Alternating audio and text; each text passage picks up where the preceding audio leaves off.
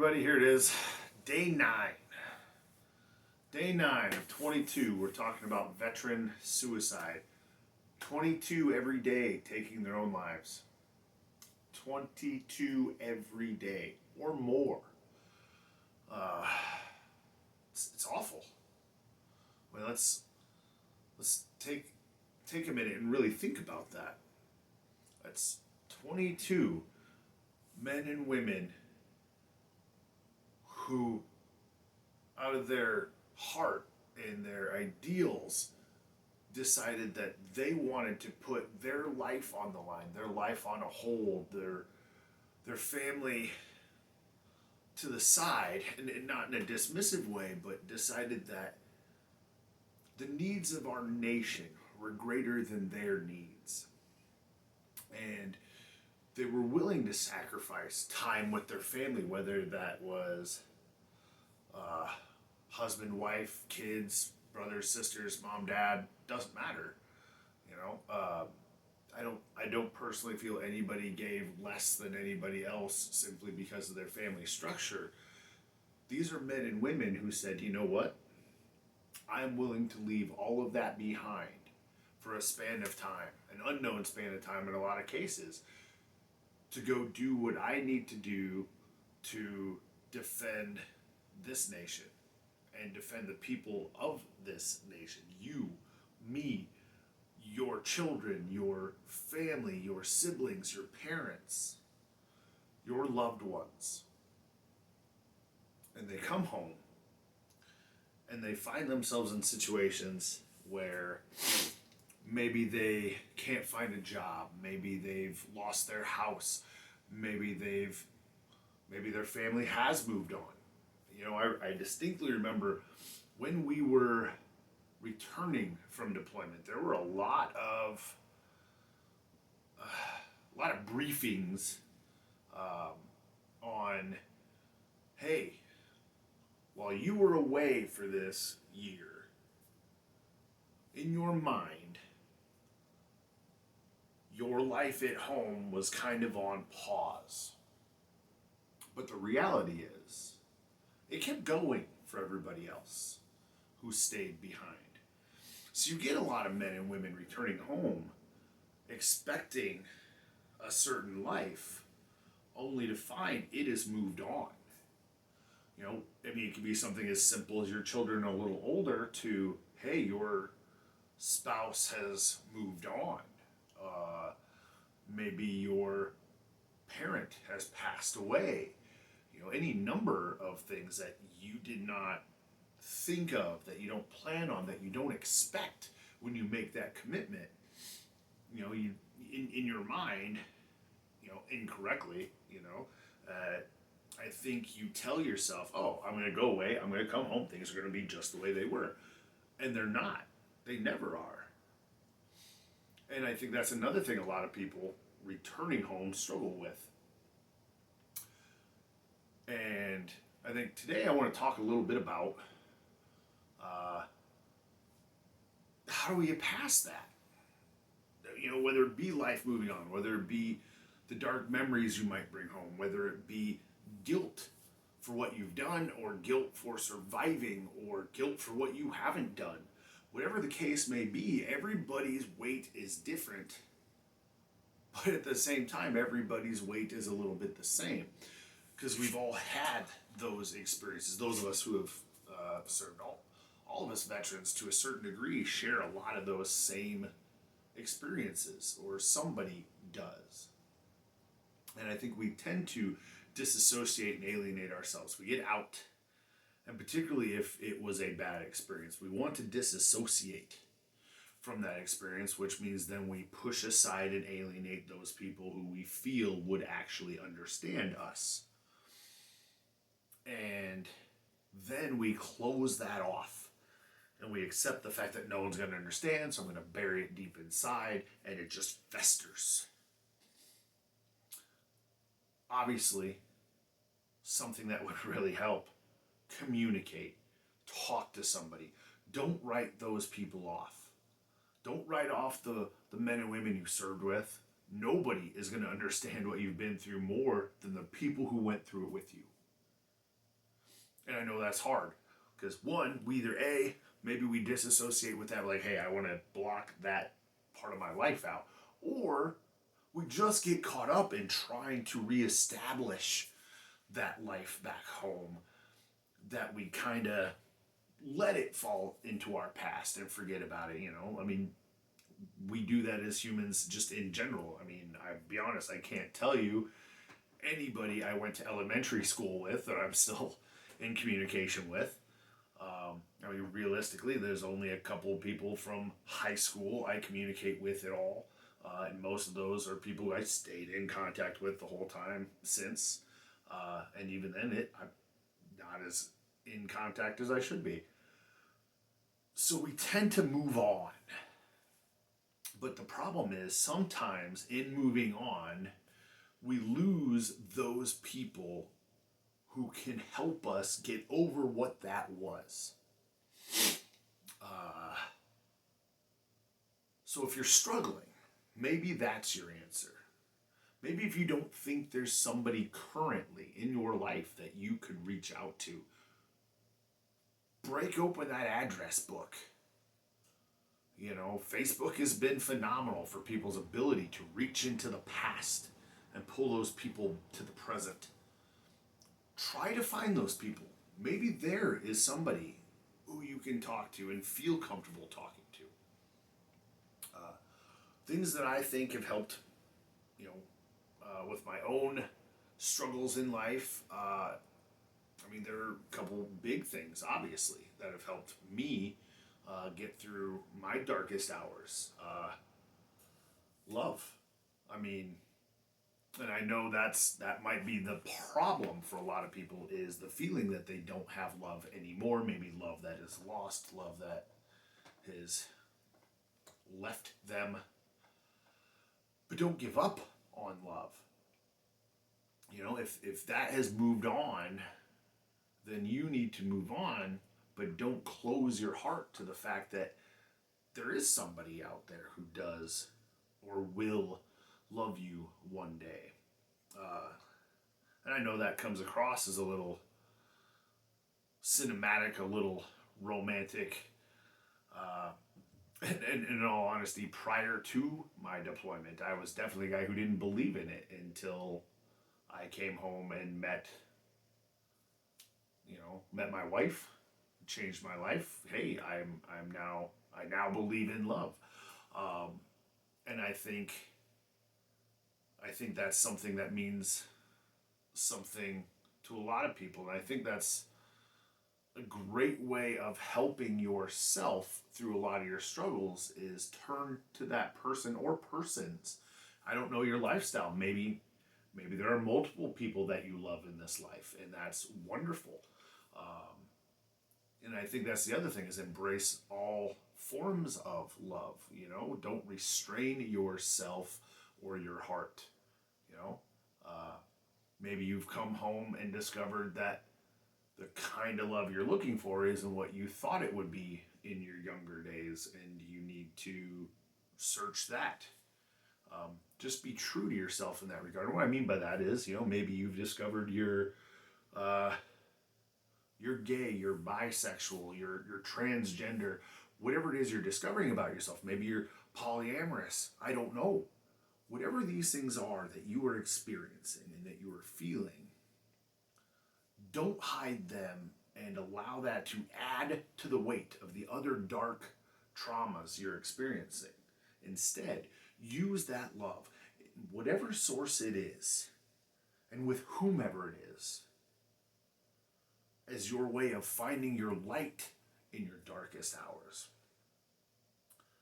Another thing that's helped me is finding something. Maybe it's not someone. Maybe it's a thing, an activity, or any kind of task, a hobby, whatever, that you can find that truly speaks to you, heart and soul. I am a professional wrestler, and I put a lot of credit there as well as being what has helped me through my hard times. Whenever I felt at my darkest, whenever I felt at my worst, I could turn to wrestling, whether it be as a fan and watching wrestling or being able to put myself out there, get in the ring, and do what I do in front of an audience. It really does magic to my soul and in my heart, and really makes me happy to be alive. What is that for you? Is it working on a car? Is it playing soccer? Is it fishing? Is it gymnastics? Is it reading books, watching, shows? I don't know. But find that thing. If you can't find that someone, don't give up. But also, don't give up on yourself. We need these things. We need these activities. We need something to keep ourselves occupied where we aren't always having to rely on somebody else. Where we can do something that helps us when we're in those dark moments, like, hey, I'm really feeling terrible. Okay. Maybe I go to the gym. Maybe I go tinker on the car. Maybe I go make something out of wood.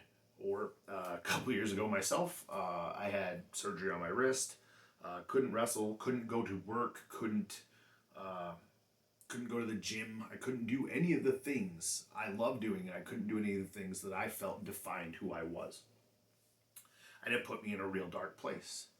And I had to start getting creative as to how I could still keep myself happy and do the things I needed to do for me with these very strong restrictions and inabilities to do the things I traditionally would do to keep myself going. So, here's an example. I made a lamp out of a fire extinguisher. Something with two good arms that I probably could have done in an afternoon. Took me quite some time. I would say probably a couple of weeks with one hand. It was a little more challenging. And that's just my trying to adapt to it, but it gave me a challenge. It gave me something I was enjoying. It gave me something to keep my mind off the feelings of being inadequate and being a failure and not providing in my life like I should have and not doing the things in my life that I felt were what defined me. I was able to take those frustrations and those dark times, those dark memories, and focus that on something that challenged me but was enjoyable and made something. And that's what works for me. What is your escape from the bad? When you're truly down, don't always wrap yourself up in that blanket of misery and wallow in it. And I know that's hard to ask. I know that's tough.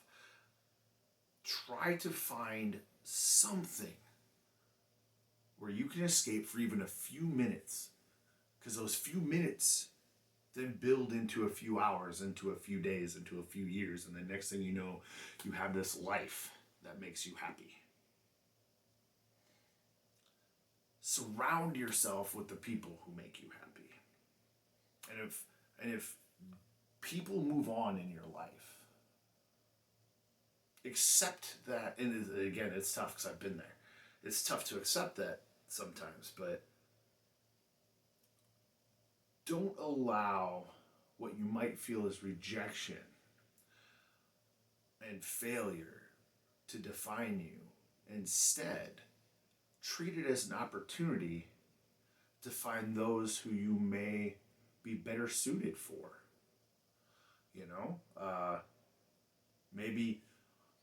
Maybe your spouse moved on while you were gone. Okay, that is awful. And I am sorry for that. But now, your heart is free to find somebody who wouldn't do that to you. Or somebody's. Who knows? Be true to yourself. Find love. Find love for yourself. That's the hardest part. And I think that's where we all struggle. Veteran and non-veteran. And I think that's where a lot of our darkness stems from, is we have trouble loving ourselves. And I think it starts by finding the things that make us happy and build from there. You're never going to find love for yourself when you're hating on yourself. You're never going to find love for yourself when all you're doing is picking apart your failings and picking apart the shortcomings in your life. We have this tendency to want to focus on what life isn't, what we don't have, where we're not at, what we haven't accomplished. And we allow that to hang on our neck like an anchor as we dive into the ocean of life. You can't swim with an anchor around your neck. What you need to do, and again, I get it, it's the hardest thing to ask of people, is to instead focus on what do you have? What are the things that make you happy? Not conditionally, not, well, I have this, but I should have that. No. Get rid of this part of that. Just focus on the positive for a little bit. I have this. I'm here in my life. These are the things that are going on that make me happy. And take a minute and be content and enjoy and bask in the joys that are there, instead of always beating yourself up over what isn't. Because here's the thing, once you accept what is, once you take joy in what is, you can build on the what isn't. But you're never going to do that until you're happy with what is. Now, I get tonight's been a little rambly. A little misdirected, actually. My wife asked me right before I came down here, hey, what are you going to talk about tonight? I have no idea. And that's how all of these work. I have no idea. I turn on the camera and I start talking. So, here's my invitation to you, is please reach out to me. Reach out to me if you're struggling. Reach out to me if you need help. But furthermore, hey, just reach out to me if these are boring as hell and you have an idea. You have a story you want me to share. You have an idea of something that would keep this conversation going. Because, hey, I'm 9 days in and you can tell I'm just shooting off the cuff and rambling.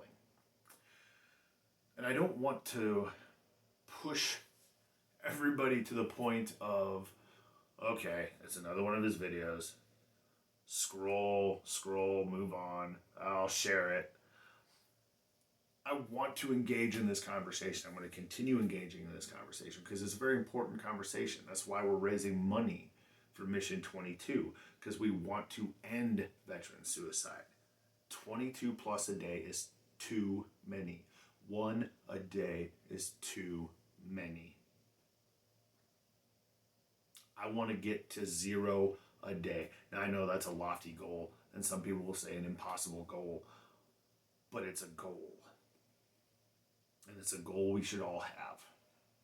So, as is typical, I invite everybody who is struggling to please reach out. And I beg everybody who is capable of, please ask your friends how they're doing.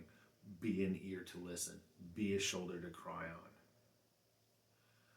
Because together we can all do better. But as long as we isolate ourselves, and I know this last year has been a year of isolating ourselves.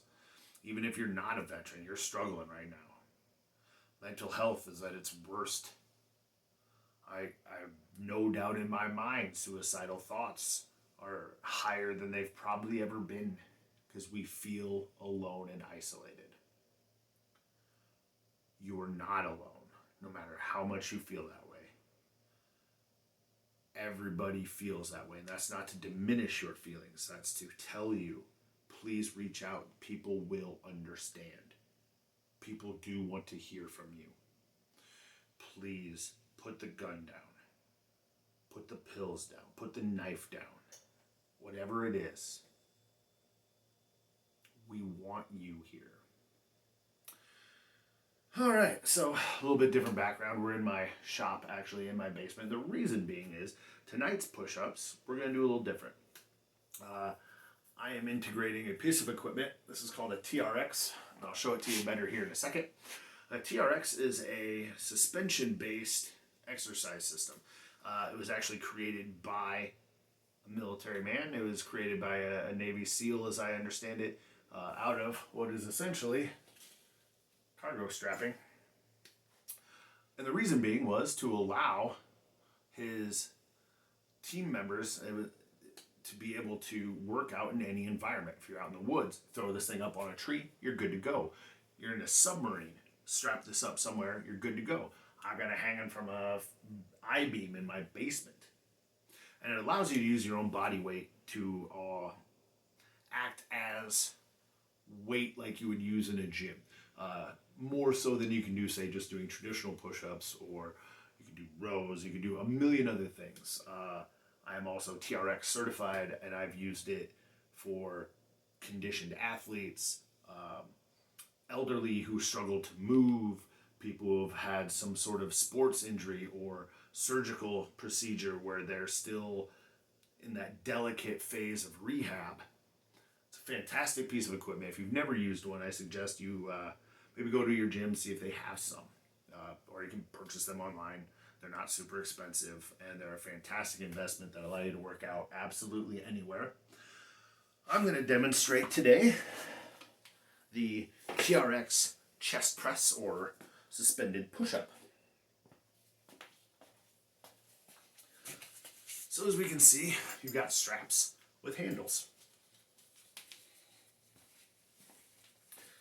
I'm going to take the handles under my arm. Actually, I'm going to go over my arm. I'm being ridiculous here. And what it's going to allow me to do is bear my weight on the strap. Give me just a second. I got to adjust my space.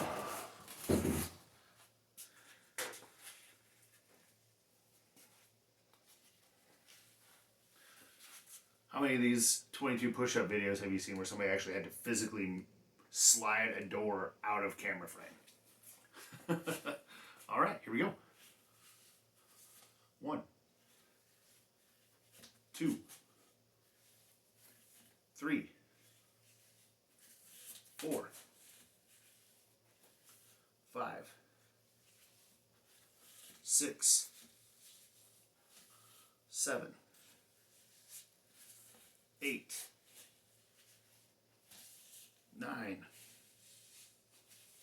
10, 11,